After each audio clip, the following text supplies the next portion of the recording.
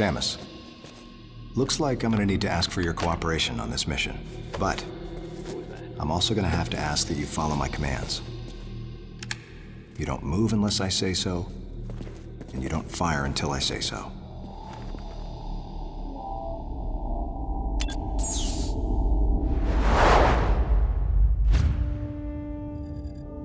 Any objections, lady?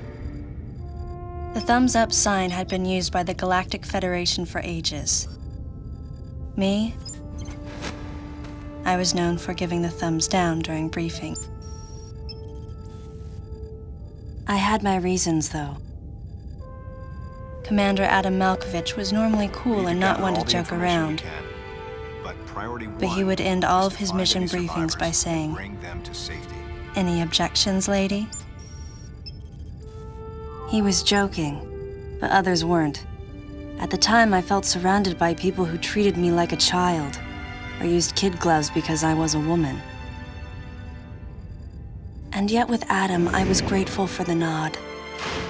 My past has left me with an uneasy soul, and as a result, it touched me on some level that Adam would acknowledge that past by calling me something delicate, like lady. And I knew more than anyone that every word from Adam was deliberate.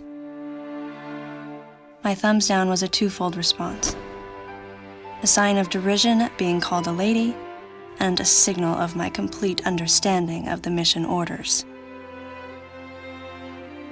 The other soldiers were always willing to support me with easy smiles despite the fact that I clearly had so much yet to learn. Among them was Anthony. In the face of his well-meaning behavior and that of the other soldiers, my response was to become increasingly bitter. I was a child, always with something to prove, a chip on my shoulder. And I was angry.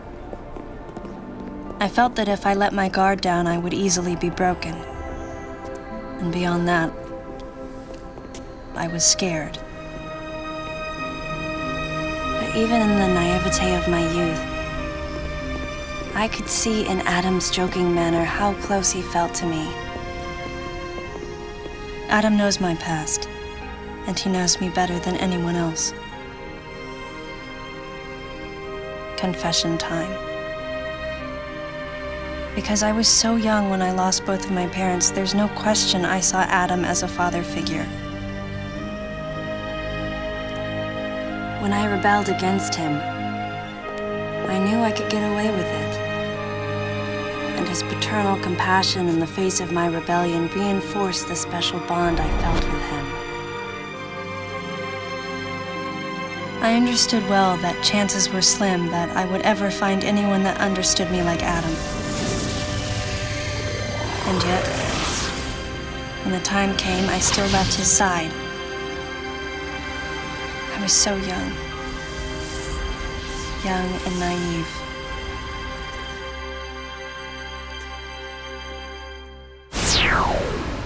Exactly what transpired here on the bottle ship is still uncertain.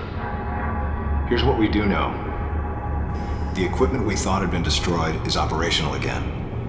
And we've seen casualties attributed to an unidentified and lethal creature. The situation is critical. We need to gather all the information we can, but priority one is to find any survivors and bring them to safety.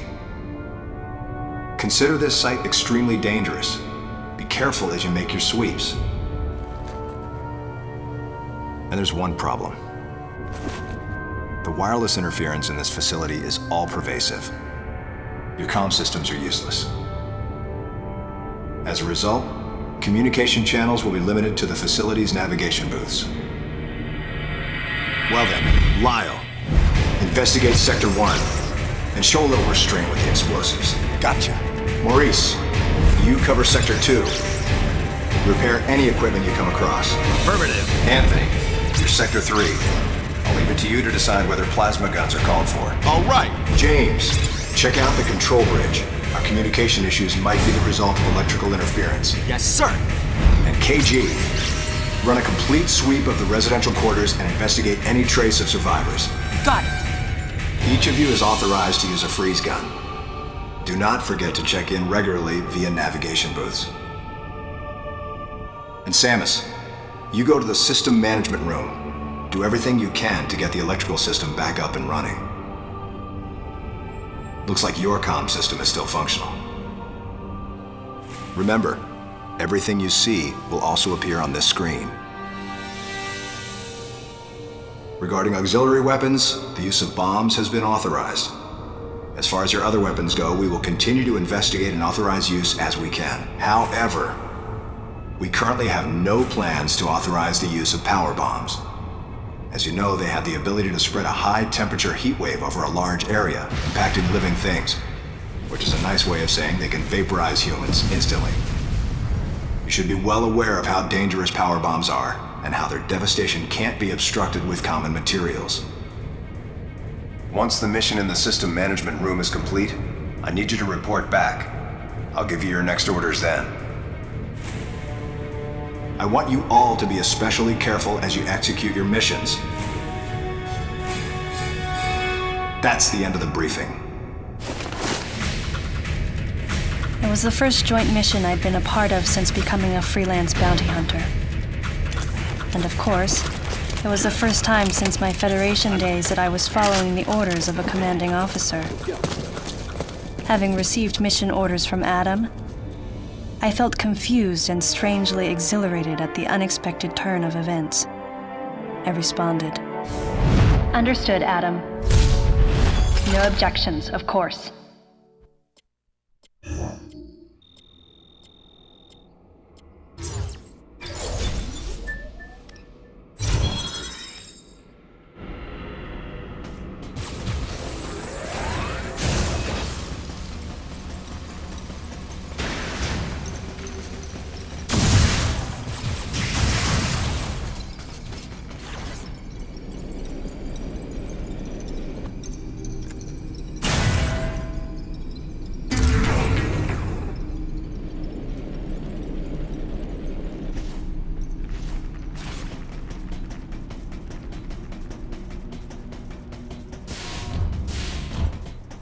Data recording and shield restoration sequence activated. Sequence complete. Process successful.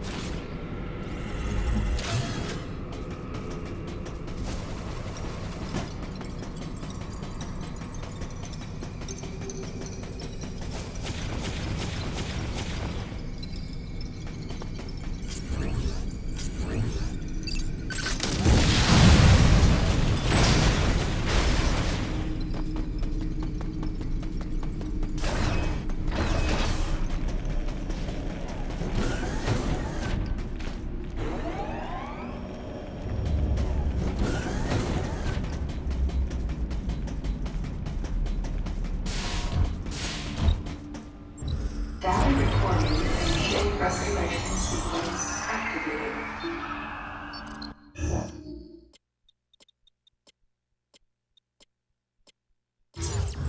Sequence complete. Process successful.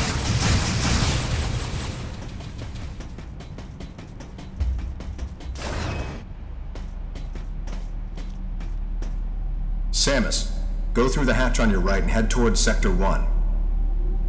Lyle went ahead to secure a route to a facility of interest. I'll leave you to survey Sector 1.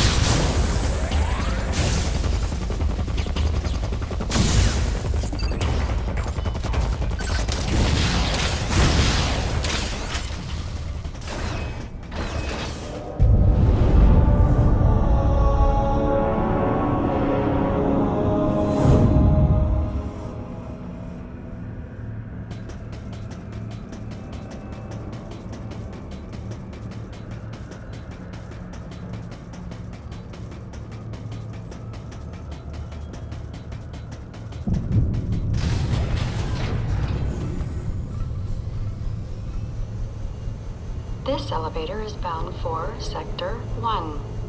A Level 3 warning is now in effect in Sector 1. Please avoid traveling alone and remain armed. Stay alert to your surroundings at all times.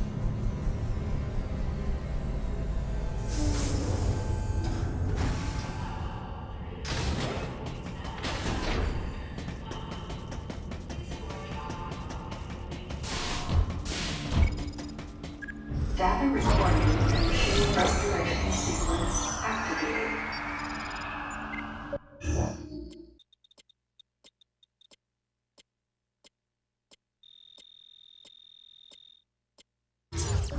Sequence complete.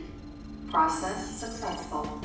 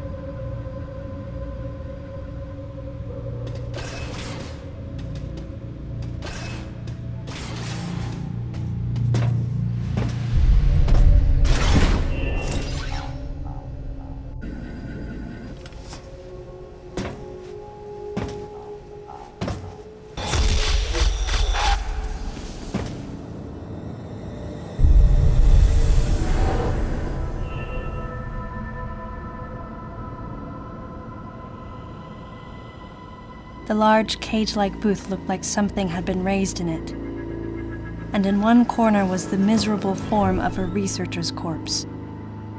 This victim hadn't sustained the same injuries. The dead I'd seen had been torn apart by something large. This one had been attacked by a different type of creature. And as I studied the violence this creature had wrought, I felt something in the air, the presence of a dark intelligence.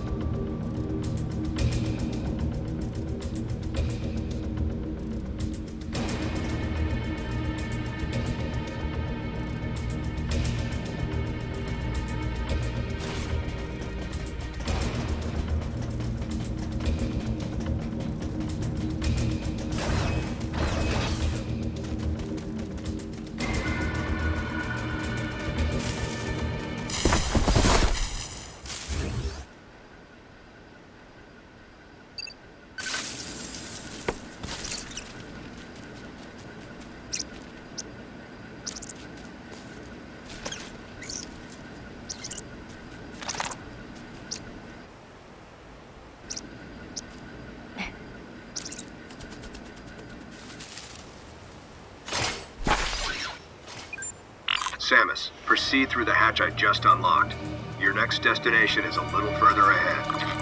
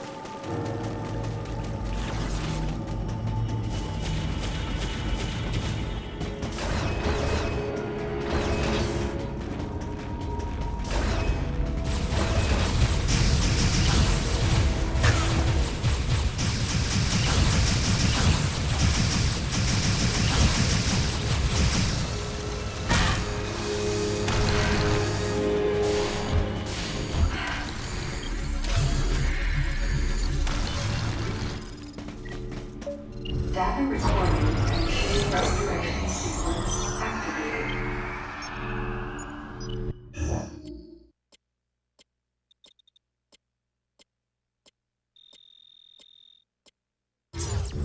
Sequence complete.